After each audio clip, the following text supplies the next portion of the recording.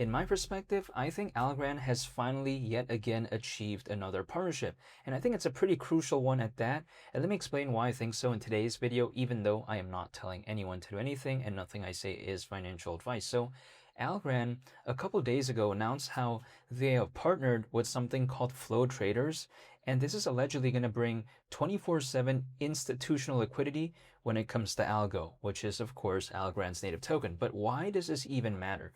Well, it's because the needs of institutions are going to be sometimes completely different when compared to the retail side of things. Usually when they move things, it's in pretty massive quantities. And also on top of that, they usually move things sometimes in a much higher frequency, or maybe sometimes their needs could be just immediate like that. We just don't really know. So it's completely different.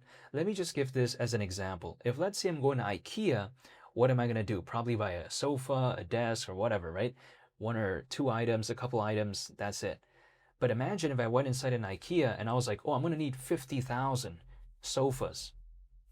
You know, they might not even have that in stock. It's going to be completely different, right? Imagine if I was trying to build like a massive building or whatever in a pure random hypothetical, and I walked inside a store, to IKEA store, and said, oh yeah, I'm going to need 50,000 sofas. They might not even have that many immediately, right? So again, the need of an institution's, or should I say the needs of an institution, it's going to be completely different sometimes when compared to the retail side of things. Now, people like to say, well, why would Algorand even have this partnership? The institutional adoption isn't even the best anyway. Sometimes people like to argue that. But my rebuttal, or should I say my counter to that, is that when it comes to Algorand, I think it's much better that they're preparing as opposed to waiting later. Case in point, it's like, for instance, imagine if Algorand wants to be taken seriously, which I assume they do, and because I take a look at how they're so focused on institutional adoption, they have to make it so that the environment is capable to receive, right, institutional adoption. It's like, for instance, let's say if I opened up a gym, would it only be logical if I only made treadmills and then I said, oh yeah, you know, if people want to lift weights, then I'm gonna eventually put it later? That doesn't really make sense, right? The gym already has to be built in a way where it allows for individuals with multiple needs to want to actually go to the gym. I can't just, you know, selectively choose a couple items and then be like, oh yeah, you know, it's going to come later. I'm going to buy the equipment later. It typically doesn't work that way. It needs to, first of all, already be this cohesive package, right? In order to have gym memberships and all this. And it's kind of no different when it comes to in the case of Algorand. They have to make the conditions first much more comfortable and favorable for these institutions to even care about to begin with. But again, that's a big if, but at least they're preparing. We don't know if it could ever have mass scale institutional adoption. That's still up in the air, but at least they're trying. So again, I have to kind of respect them, I guess, for trying at least, even though we don't really know what it could be. But again, seeing how Algorand has a partnership of that caliber as of late, it showcases kind of their foresight and their thinking, especially in 2026. Because if we take a look at it, in terms of the Algorand Foundation, it doesn't seem like they're playing around. It seems like they're still treating it pretty seriously. Case in point, having a partnership like that in 2026, it's pretty tough. You know, a lot of other projects out there, a lot of other foundations within this space wouldn't really think about that. So that's pretty commendable, and it showcases just how much they still care, which is kind of tough, you know. If we take a look at ALGO, which is Algorand's native token, still at around 8 cents, nothing really much has happened. People would say, wow, it's doing so bad. But what I like seeing is if the team is still caring and still, you know, basically not giving up, because projects, they can come and go within this space. We've seen that many times. We've seen many projects leave, basically, or close up shop, I should say. But one thing I've never seen ever when it comes to this space is a permanent bear market. I've just never seen it. You know, I've seen, like, again, projects leave and all this, or the team, I should say, but I've just never seen a permanent bear market.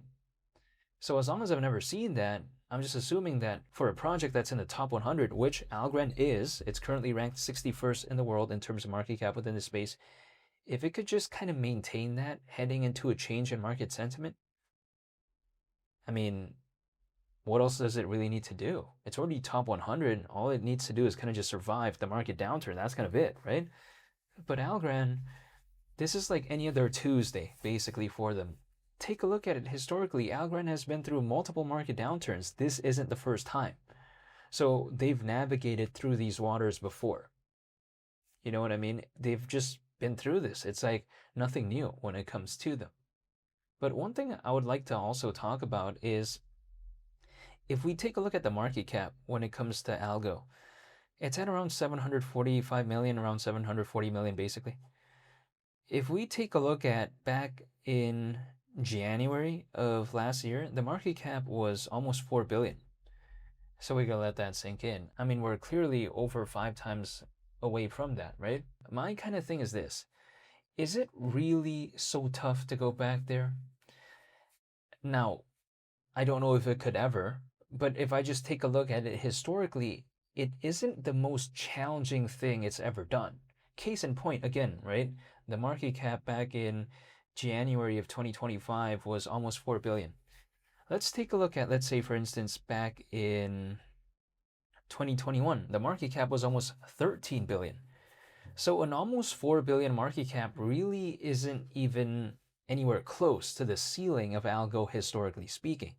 Yet, we're basically around 5 times away from January of 2025, which again, isn't even such a tough task to begin with historically.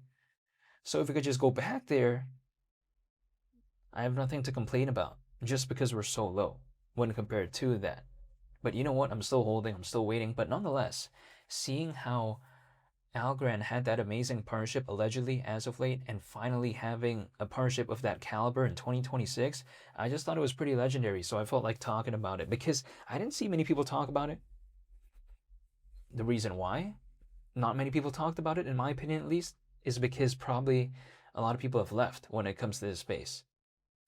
But you know what? What happens if the market were to recover? This type of stuff usually hypothetically could maybe matter.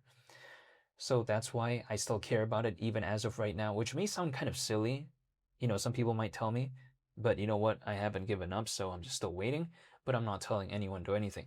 But nonetheless, I want to say thank you so much for watching. I'll be sure to make more updates when it comes to Algorand moving forward, so hopefully y'all stay tuned for that.